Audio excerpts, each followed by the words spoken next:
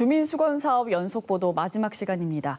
매년 1조 원이 넘는 주민수건사업 예산이 별다른 검증 없이 집행되고 있는 실상 연이어 보도해드리고 있는데요.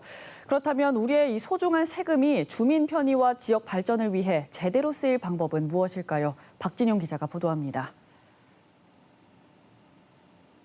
지역 구석구석에 작은 목소리까지 반영하겠다는 주민수건사업은 그 이름만 보면 지방자치를 대표할 수 있는 사업입니다. 그러나 현실에선 미비한 규정과 불투명한 절차 탓에 상당수 예산이 엉뚱하게 새 나갔습니다. 반면 세금 낭비를 막고 주민의 뜻을 행정에 반영하기 위한 다른 제도도 있습니다. 지난 2011년부터 도입된 주민참여 예산제입니다. 주민이 직접 사업을 제안하고 예산 편성과 집행 과정에도 모두 참여해 예산의 투명성을 높이는 제도입니다.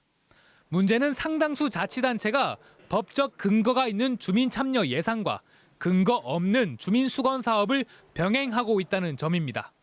사실은 주민참여 예산제가 지금 모든 지자체에 의무적으로 지금 시행하게 돼 있는 상황에서 지금 주민수건 사업 예산이라는 것은 별도로 존재할 이유가 없죠. 때문에 주민수건 사업을 주민참여 예산 제도와 통합하거나 법제화해야 한다는 지적이 나옵니다. 항목 없이 예산 편성하는 거는 예산 편성 규정에 어긋나는 거거든요. 그래서 이 주민수건사업비는 예산 편성 정부 기준에 따라 가지고 항목을 미리 정해서 예산을 편성해야 되는 거죠. 그렇게 하게 되면 많은 문제점을 개선할 수 있겠죠. 또 예산을 단순 공개하는 데 그칠 것이 아니라 시민들이 낸 세금이 어떤 곳에 어떻게 잘 쓰여지는지 설명하고 공감을 얻는 절차가 필요하다고 강조합니다. 이해 가능성. 국민의 입장에서 이해를 할 수 있어야 됩니다. 근데 지금은 전문가도 이해하기 힘들어요. 근데 시민도 전문가도 이해할 수 없다면 그것은 투명성이 아니라 그냥 앞에 물건을 갖다 놓은 거죠. 책자를 갖다 놓은 거지. KBS의 연속 보도 이후 주민수건 사업 예산 전반을 재점검하겠다는 움직임도 속도를 내고 있습니다.